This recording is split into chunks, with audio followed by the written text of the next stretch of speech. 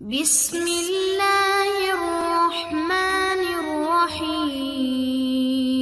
معزز ناظرین السلام علیکم۔ معزز ناظرین، جو وظیفہ میں آپ کے لیے لائی ہوں وہ ہے رزق کی فراوانی۔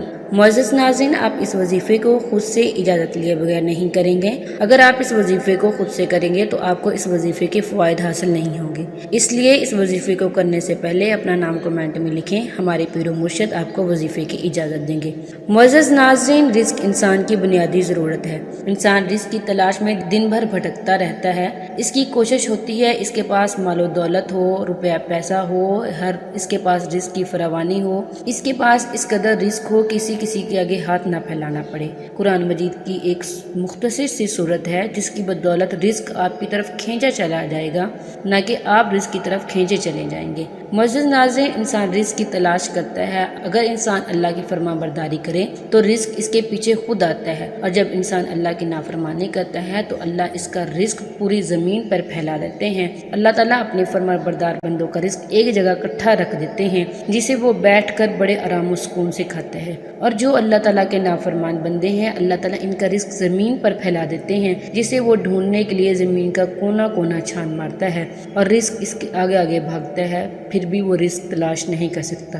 معزز ناظرین، رزق انسان کا اس کی پیدائش سے پہلے ہی لکھ دیا جاتا ہے۔ یہ اللہ کے نبی صلی اللہ علیہ وسلم کا بتایا ہوا بہت ہی آزمودہ وظیفہ ہے۔ آپ اس وظیفے کو نوٹ کر لیں۔ آپ جب اپنے گھر سے جائیں اور اس کے بعد واپس گھر آئیں، گھر واپس آنے سے پہلے 10 بار سورۃ اخلاص پڑھیں۔ قل هو اللہ احد اللہ الصمد لم یلد ولم یولد ولم یکن لہ کفوا احد۔ اس سورت کو 10 بار پڑھیں۔ اس کے بعد گھر داخل ہوں۔ گھر داخل ہونے کے بعد اونچی آواز سے السلام علیکم کہیں۔ معزز ناظرین، اگر آپ گھر سے 1 دفعہ، 2 دفعہ، 3، 5، 6، 7 جتنی بھی دفعہ جائیں اور جب واپس گھر آئیں تو اس عمل کو ضرور دہرائیں۔ معزز ناظرین، ہمارے بزرگان دین اور صحابہ کرام اس وظیفے کا بڑے خاص اہتمام کرتے تھے۔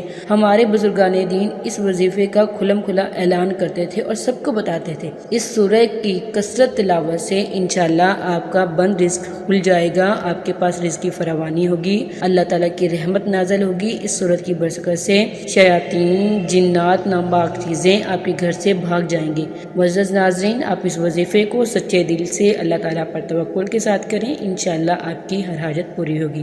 اللہ نگہبان۔